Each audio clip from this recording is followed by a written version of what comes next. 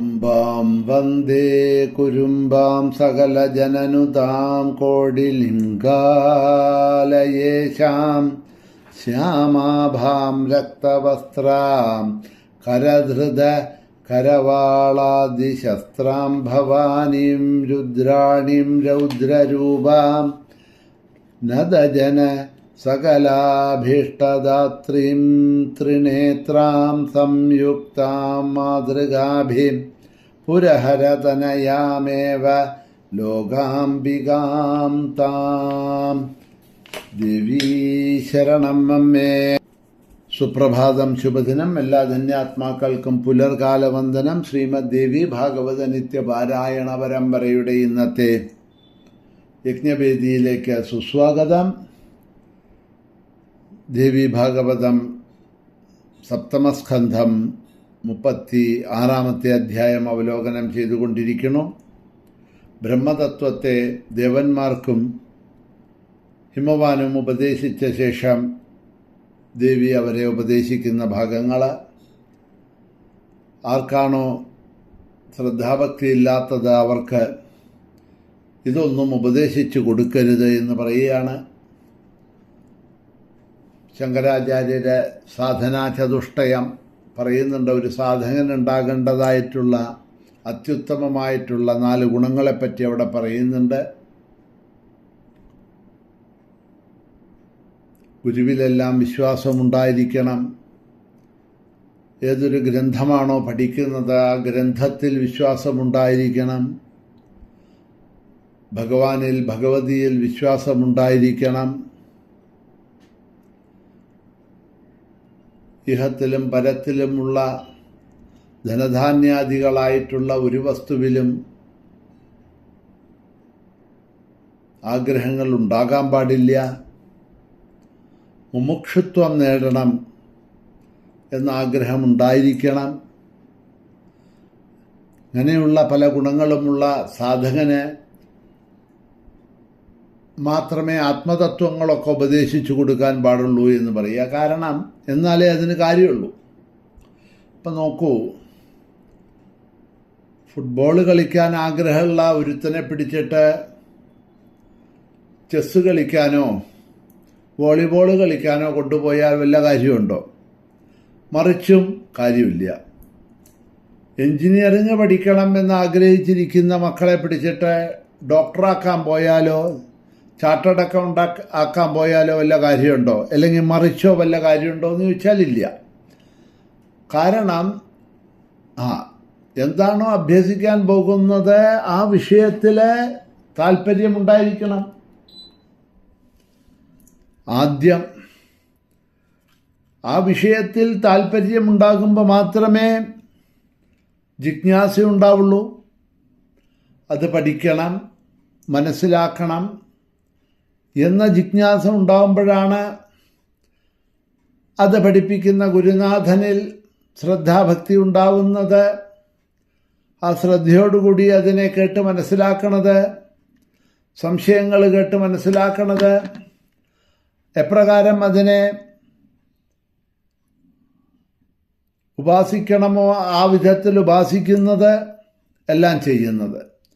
അതല്ലാതെ കണ്ട് നിർബന്ധിതമായിട്ട് എന്തെങ്കിലും ചെയ്താൽ, അല്ലേ, വീട്ടിലിരുന്ന് ഉറങ്ങുന്നതായിട്ടുള്ള വയസ്സായിട്ടുള്ള ഭർത്താവിനെ മുത്തശ്ശി നിർബന്ധമായിട്ട് പറഞ്ഞയച്ചു. കാരണം ഈ മുത്തശ്ശൻ വീട്ടിലിരുന്ന് അങ്ങനെ ഉറങ്ങിക്കൊണ്ട് എപ്പോഴും കസേരയിലും ജാരു കസേരയിലും എന്ത് ചെയ്താലും ഇങ്ങനെ ഉറങ്ങി ആടിക്കൊണ്ടിരിക്കുക. എന്നാൽ പിന്നെ ഭാഗവതം പോയി കേൾക്കട്ടെ.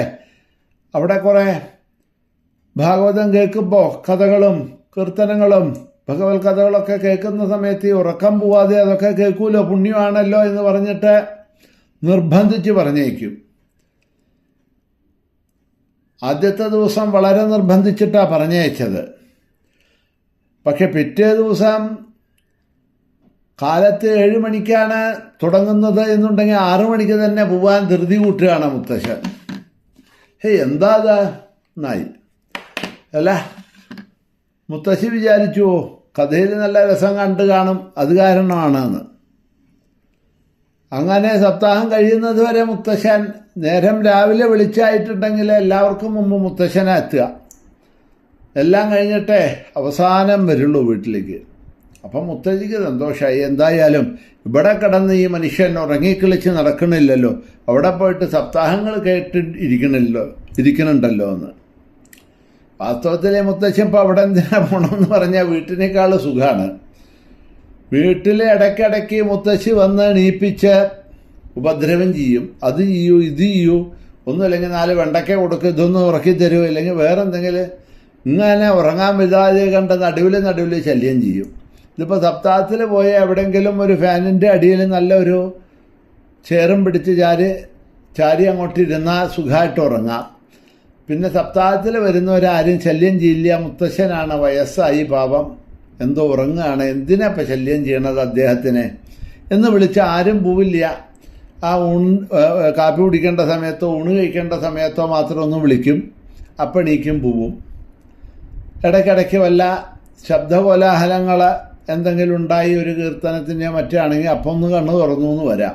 ഇല്ലെങ്കിൽ അവിടെ സുഖമാണ്, നല്ല ആഹാരവും ഭക്ഷണവും നല്ല ഫാനും കാറ്റും ആരും ശല്യം ചെയ്യാതെ കണ്ടിരുന്ന് സുഖമായിട്ട് ഉറങ്ങാൻ പറ്റുന്നുണ്ട്. വീട്ടിലാകുമ്പോൾ അത് തരല്ല. അപ്പം അതിനാണപ്പം അദ്ദേഹം അവിടെ പോണത് എന്നതുമാതിരി. ശ്രദ്ധയില്ലെങ്കിൽ പിന്നെ അവിടെ പറഞ്ഞു വെച്ചിട്ട് കാര്യമൊന്നുമില്ല. വീട്ടിൽ ഉറങ്ങണത് അവിടെ ചെന്നുറങ്ങും, അത്രയേ ഉള്ളൂ. അപ്പോൾ അതുകൊണ്ട് ശ്രദ്ധാഭക്തി ആർക്കാണോ ഉള്ളത് അവർക്ക് മാത്രമേ ഇത് പറഞ്ഞു കൊടുക്കാവൂ. ഒരു ഗുരുമുഖാന്തരം വേണം ഇതെല്ലാം അഭ്യസിക്കാൻ, കേൾക്കാൻ, പഠിക്കാനായിക്കൊണ്ട്. ആ ബ്രഹ്മത്തിലേക്ക്, ഭഗവാനിലേക്ക് നമ്മളെ എത്തിച്ചേർക്കുന്നത് ഗുരുവാണ്. ആ ഗുരുവിൻ്റെ അനുഗ്രഹത്തോടുകൂടി ആ ഒരു ഗുരുവിൽ ഭക്തി ഉണ്ടായി ഗുരുവിന് സേവനം ചെയ്ത് ആ ഗുരുമുഖാന്തരം വേണം ബ്രഹ്മത്തിലേക്ക് എത്താനായിക്കൊണ്ട്. അതുകൊണ്ട് ബ്രഹ്മജ്ഞാനം നൽകുന്ന ഗുരു തന്നെയാണ് ശ്രേഷ്ഠൻ. തസ്മാൽ ശാസ്ത്രസ്യ സിദ്ധാന്തോ ബ്രഹ്മദാത ഗുരുപരാം ശിവേരുഷ്ടേ ഗുരുസ്ത്രാത ഗുരൗരുഷ്ടേന ശങ്കര. ഇത് ഒരു വളരെ പ്രഖ്യാതമായിട്ടുള്ള ഒരു വരിയാണ്. എന്ത്? ശിവേരുഷ്ടേ ഗുരുസ്ത്രാത ഗുരൗ സൃഷ്ടേന ശങ്കര എന്നുള്ളത്. എന്താ അതിൻ്റെ അർത്ഥം എന്ന് ചോദിച്ചാൽ, ശിവൻ കോപിച്ചാൽ രക്ഷിക്കാൻ ഗുരുവിന് കഴിയുന്നാണ് പറയണത്. പക്ഷേ ഗുരു കോപിച്ചാൽ രക്ഷിക്കാൻ ആ ശങ്കരനെ അല്ലെങ്കിൽ ശിവനെ സാധിക്കില്ല. ശിവേരുഷ്ടേ ഗുരുസ്ത്രാത. ശിവൻ രുഷ്ടേ, നമ്മളിൽ കോപിച്ചാൽ ആ കോപത്തിനെയെല്ലാം ശരിയാക്കി ശിവദ്വേഷത്തിനെയെല്ലാം മാറ്റി നമ്മളെ അതിൽ നിന്നും രക്ഷിക്കാൻ ഗുരുസ്ത്രാത, ഗുരുവിനെ നമ്മളെ രക്ഷിക്കാൻ കഴിയും. പക്ഷേ ഗുരു രുഷ്ടോ ന ശങ്കര. ഗുരു കോപിച്ചാൽ ശങ്കരന് പോലും ശിവന് പോലും നമ്മളെ രക്ഷപ്പെടുത്താൻ കഴിയില്ല. അപ്പോൾ ഗുരുവിൻ്റെ മഹാത്മ്യത്തിനെ അവിടെ കാണാനാണ്. അതുകൊണ്ട് എപ്രകാരത്തിലും ഗുരുവിനെ സന്തോഷിപ്പിക്കണം. ശരീരം കൊണ്ടും മനസ്സുകൊണ്ടും വാക്കുകൊണ്ടും സദാ ഗുരുതൽപരന്മാരായിരിക്കണം. അവർക്ക് കഴിയുന്ന വിധത്തിലുള്ള സേവനങ്ങൾ ചെയ്യണം. ആ ഗുരുവിൽ നിന്നും വേണ്ടതായിട്ടുള്ള ഈ ബ്രഹ്മതത്വത്തെ പാനം ചെയ്തെടുക്കണം. മനസ്സിലുണ്ടാകുന്ന സംശയങ്ങളെ ചോദിച്ച് മനസ്സിലാക്കി ഗുരു മുഖേന ഗുരു പറഞ്ഞതനുസരിച്ച് ഇതെല്ലാം അഭ്യസിക്കുന്ന സമയത്ത് എന്നിലെത്തിച്ചേരാം.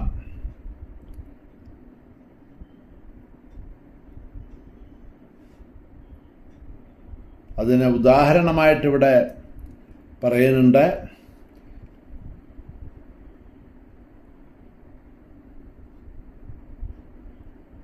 ഈ ഗുരുതത്പരനായിരിക്കണം എന്നുള്ളതിനെ ചൂണ്ടിക്കാണിക്കാനായിക്കൊണ്ട് മറ്റൊരാൾക്ക് ഉപദേശിച്ചു കൊടുത്താൽ തലവെട്ടിക്കളയുമെന്ന പ്രതിജ്ഞയോടെയാണ് അത്ര ഇന്ദ്രൻ അധർവണ മുനിക്ക് ബ്രഹ്മവിദ്യ ഉപദേശിച്ച് കൊടുത്തത് എന്ന് പറയാണ്. ആ അധർവണൻ അശ്വിനി ദേവന്മാർക്ക് അത് ഉപദേശിച്ചു. ഇന്ദ്രൻ അദ്ദേഹത്തിൻ്റെ ശിരസിനെ ഛേദിക്കുകയും ചെയ്തു. ദേവവൈദ്യന്മാരായിട്ടുള്ള ഈ അശ്വിനി ദേവന്മാരെ അധർവണൻ്റെ ശിരസറ്റത് കണ്ട് വീണ്ടും ആ ശിരസ് ഉടലുമായി ചേർത്ത് ജീവിപ്പിച്ചു എന്നാണ് പറയണത്. ഇവിടെ ഈ പറയുന്ന ഋഷി തന്നെയാണ് അശ്വശിരസ് എന്ന പേരിൽ അറിയപ്പെടുന്നതായിട്ടുള്ള ദധീജി മഹർഷി. അധർവണ മഹർഷി എന്ന് പറയുന്നത് അദ്ദേഹത്തിനെയാണ്, ദധീജി മഹർഷിയെ. ദധീജി മഹർഷിയിൽ നിന്നുമാണ് ഈ അശ്വിനി കുമാരന്മാര് അധർവണ വേദമൊക്കെ പഠിച്ചത് എന്നാണ് പറയുന്നത്. അത് മറ്റാർക്കും പഠിപ്പിക്കരുത് എന്ന് പറഞ്ഞിട്ടാണ് ഇന്ദ്രൻ ദധീജിക്ക് അത് ഉപദേശിച്ചത്. പക്ഷെ ദധീജി തന്നിൽ ഭക്തരായ അശ്വിനി ദേവന്മാർക്ക്, ദേവവൈദ്യന്മാർക്ക് ഇത് പഠിപ്പിച്ചു കൊടുത്തു. അതറിഞ്ഞിട്ട് ഇന്ദ്രൻ വന്ന് ദധീജിയുടെ ശിരസ് വെട്ടും. പക്ഷേ ഈ മന്ത്രങ്ങളൊക്കെ സ്വായത്തമാക്കിയിട്ടുള്ള അശ്വിനി ദേവന്മാർ വീണ്ടും ദധീജി മഹർഷിയുടെ ശിരസ് ആ കഴുത്തിൽ വെച്ച് ജീവൻ കൊടുക്കും എന്നാണ് പറയണത്. ആ കഥ ഇവിടെ സൂചിപ്പിക്കുന്നുണ്ട്. എന്താ